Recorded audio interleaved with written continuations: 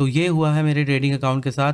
2 महीने का प्रॉफिट गया। जो कुछ भी मैंने 2 महीने में कमाया था, कुछ ही दिनों में, कुछ ही ट्रेड्स में, बल्कि 2 ट्रेड्स में 2 दिन में सारा का सारा प्रॉफिट गया। एंड द वर्स्ट पार्ट, मुझे पता था कि मैं क्या गलत कर रहा हूँ, फिर भी मैंने किया और सारा का सारा पैसा गवा दिया। 2 महीने तक हर रोज़ मैं सब कुछ सही कर रहा था। मैंने अपना सेटअप भी फॉलो किया, रिस्क भी मैनेज किया और धीरे धीरे अपने अकाउंट को ग्रो किया। मुझे सच में लगने लग गया था कि अब मैं एक्चुअली में ट्रेडिंग सीख गया हूँ। तो गाइज़, ये है मेरा जनवरी मंथ का P&L। देख सकते हो यहाँ पर मैंने 16,000 समथिंग कुछ कमाया है, 16,750। चार्जेस है 4,000 और 11,000 का मेरा नेट रियलाइज्ड P&L है। लेकिन यहाँ पर देखने वाली गाइज़ बात ये है कि ये देखो गाइज़, मेरा सबसे बड़ा लॉस जो है वो है 130 क्वांटिटी में 1959। ये मेरा सबसे बड़ा लॉस है। और सबसे बड़ा प्रॉफिट जो है गाइज़, देख सकते हो मैंने एक लॉट में कमाया है। मेरा ये देखो गाइज़, 7,000 रुपीज़ कमाया मैंने 144% सिर्फ एक लॉट में। तो गाइज़, फर्स्ट मंथ में मैं बिल्कुल डिसिप्लिन फॉलो कर रहा था। तो गाइज़, अब नेक्स्ट मंथ फरवरी का मंथ देख लेते हैं। तो ये रहा फेब का मंथ। तो गाइज़, फेब 1 को था बजट डे, तो 2 तारीख से हम देखते हैं। बजट को मैंने कुछ 6,000-7,000 लूज़ किया है, इसलिए जब हम टोटल P&L देखेंगे तो उसमें आपको 6-7 हज़ार कम दिखेंगे। तो ये रहा गाइज़, देख सकते हो मैंने फेब में मैंने 26,208 कमाया। मैं पूरे फेब में प्रॉफिटेबल भी था और डिसिप्लिन भी था, लेकिन लास्ट वीक में मैं थोड़ा सा इनडिसिप्लिन्ड हो गया था। अभी दिखा रहा हूँ, यहाँ पर देख सकते हो गाइज़, मैंने 36% ROI कमाया है। लेकिन यहाँ पर देखो मेरी क्वांटिटी 520 क्वांटिटी, मैं इतनी क्वांटिटीज ट्रेड नहीं करता। यहाँ पर देखो 910 क्वांटिटी, मैं मोस्टली 260 300 बस इतनी ही क्वांटिटी तक जाता हूँ। तो मेरा प्रॉफिट तो बहुत ज़्यादा है, 17,000, और यहाँ पर लॉस भी बिल्कुल रिस्क एकदम मेरा लिमिट में है। लेकिन अब मार्च में मेरा एक दिन ऐसा आया और मैंने सारा का सारा पैसा लूज़ कर दिया। तो ये रहा गाइज़, मार्च का P&L देखने वाला है।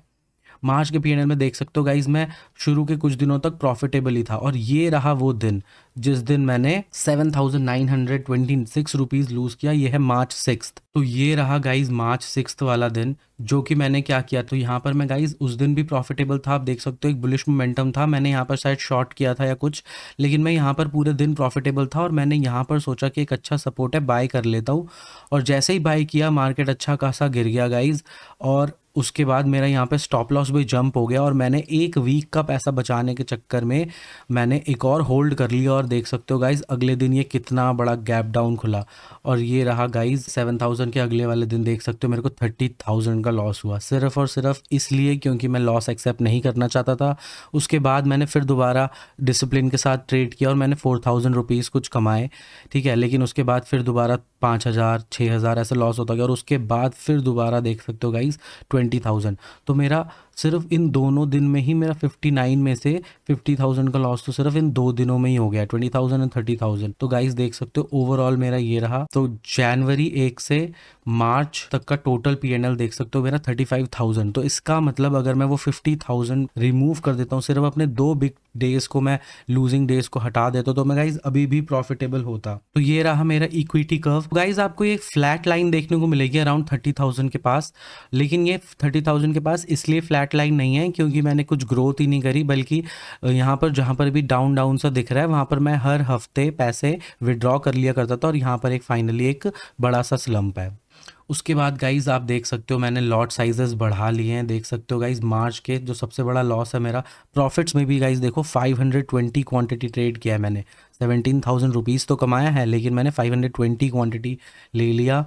लॉट साइज़ तो मतलब बहुत ज़्यादा इनडिसिप्लिन हो गया था मैंने लॉट साइज़ बढ़ा लिए, सारे रूल्स को इग्नोर कर दिया और मैं खुद को बस ये समझाता रहा कि एक ट्रेड में सारा पैसा रिकवर हो जाएगा। लेकिन मार्केट को आपके इमोशन से कोई फर्क नहीं पड़ता और फिर कुछ दिनों में आप देख सकते हो पूरा अकाउंट वाइप आउट हो गया। मार्च में अकेले ही मेरा सारा का सारा अकाउंट वाइप आउट हो गया। और ये इसलिए नहीं हुआ कि मेरी स्ट्रैटेजी गलत है या कुछ, ये सिर्फ इसलिए हुआ कि मैं अपने इमोशंस को कंट्रोल नहीं कर पाया, लॉस को एक्सेप्ट नहीं कर पाया। तो उससे मुझे सबसे बड़ी सीख ये मिलती है कि तुम मार्केट की वजह से पैसे नहीं गवाते, बल्कि तुम अपने इमोशंस को कंट्रोल नहीं कर पाते हो उसकी वजह से। और एक और चीज सीखी मैंने कि डिसिप्लिन तब जरूरी नहीं होता कि जब तुम पैसे कमा रहे हो, डिसिप्लिन तब जरूरी होता है जब तुम लूजिंग डेज में हो। अपने लूजिंग डेज को कंट्रोल करना बहुत जरूरी होता है। तो गाइज मैं दोबारा अपने अकाउंट को रीबिल्ड कर रहा हूँ और इस बार कोई भी रूल नहीं तोड़ूंगा। अगर तुम्हें भी मेरी जर्नी का पार्ट बनना है तो गाइज फॉलो कर लो, मैं अपना सारा लॉसेस और विन सब कुछ दिखाऊंगा, तुम्हें भी कुछ सीखने को मिल जाएगा। तो गाइज फॉलो कर लो। थैंक यू और लाइक कर देना।